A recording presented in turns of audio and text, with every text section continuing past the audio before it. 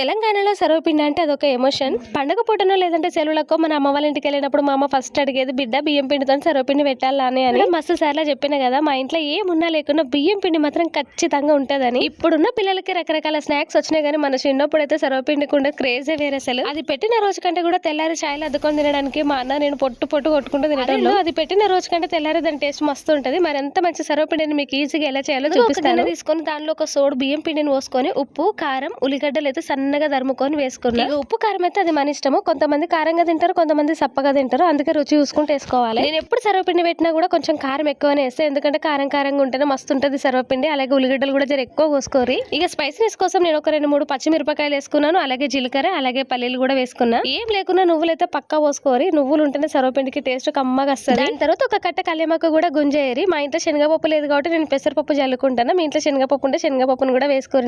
ఇప్పుడు ఇవన్నీ వేసుకోవడం ఒక ఎత్తు అయితే దీన్ని కొద్దిగా నీళ్లు పోసుకుంటే కలుపుకునే బిగ్గెస్ట్ టాస్క్ అసలు. ఎందుకంటే ఈ పిండిని మనం గిన్నెకేసి ఒత్తుతున్నప్పుడు అస్సలుగా సరిగా రాదు. కరెక్ట్ గా కలుపుకోవాలి. టైంలోనే కొంచెం ఉప్పు కారం కూడా చూసుకోరు. ఎందుకంటే కొంచెం తక్కువ ఎక్కువైనా కూడా ఈ టైంలోనే కలుపుకుంటే కరెక్ట్ గా సెట్ అయిపోతుంది. కొద్దిగా నేను ఉల్లిగడ్డలు ఎక్కువ వేసుకున్నా, మీకు కావాలంటే తక్కువ కూడా వేసుకోవచ్చు. ఇక సర్వపిండి కలుపుతున్నప్పుడు నీళ్ళని బొల పోయకుండా కొన్ని పోసుకుంటూ కలుపుకోవాలి. అప్పుడే పర్ఫెక్ట్ గా ఉండలాగా మారుతుంది. నీళ్ళని ఒకేసారి ఎందుకు పోయొద్దు అంటే, ఒకవేళ పిండి మెత్తగా అయింది అనుకోరి నూనె మస్తు సిగ్గుతుంది. అప్పుడు కొంచెం మెత్తగా అనిపిస్తుంది. అదే బాగా గట్టిగా ఒత్తుకున్నాం అనుకోరి కొంచెం ఎండిపోయినట్టు అవుతుంది. అందుకే అందాజ కొద్ది నీళ్లు పోసుకుంటా మంచిగా కలుపుకోరి. ఇక్కడ నేను చూపిస్తున్న విధంగా, ఇక్కడ నేను చూపిస్తున్న స్టేజ్ లో ఉంటే సరిపోతుంది. మంచిగా కలుపుకున్న తర్వాత ఈ పిండిని ఒక 10 నిమిషాలు ఒక బట్ట కప్పి పక్కన పెట్టురి. పిండి మంచిగా నానింది అనుకోరి ఎక్కువ శ్రమ లేకుండా ఈజీగా ఒత్తేయచ్చు. ఇక మా ఇంట్లో అయితే సర్వపిండి పెట్టడానికి గిన్నెలు అయితే లేవు. అందుకని ఒక పెద్ద ముక్కుడు తీసుకొని అందులో ఒత్తి చూపిస్తాను. ముఖ్యమైన ఘట్టం ఏంటంటే ఈ సర్వపిండి ఒత్తడం నిజంగా ఒక ఆర్ట్. అది నేను ఈ సర్వపిండి నేర్చుకున్నప్పుడు నాకు అస్సలకి ఒత్తనికి రాకపోతుండే. సన్నగా వస్తుండే, ఇంకో వైపు దొడ్డుగా వస్తుండే. మధ్యలో అసలు పిండి ఉడకపోతుండే కూడా ఒత్తడం చక్కగా రాక. ఇక టైం పాస్ కి మా ఇంట్లో చేయంగా పర్ఫెక్ట్ గా అయితే వచ్చేసింది. ఇప్పుడు బిగినర్స్ ఉంటారు కదా, ఇప్పుడే సర్వపిండి పెట్టుకొని తినాలనుకున్న వాళ్ళు ఒక్కసారి ఇక్కడ నేను చూపిస్తున్న విధంగానే ఒత్తుకోరి. 4 గిన్నెలు మలవాలి. ఇలా ఒకే దగ్గర ఒత్తకుండా గిన్నెని తిప్పుకుంటా ఒత్తుకోవాలి. అప్పుడే ఈక్వల్ గా అవుతుంది. వేలను మలవకుండా అరిచేతితో ఒత్తిండ్రు అనుకోరి అదంతా పర్ఫెక్ట్ గా అనిపించదు. కానీ ఏళ్ళని మలుస్తేనే మట్టలతోటి ముద్దుగా ఒత్తుకోవచ్చు. సర్వపిండి పెడుతున్నప్పుడు ముకుడికి నూనె రాసుకొని ఒత్తుకోరి. అప్పుడు అప్ప మంచిగా కాలుతుంది.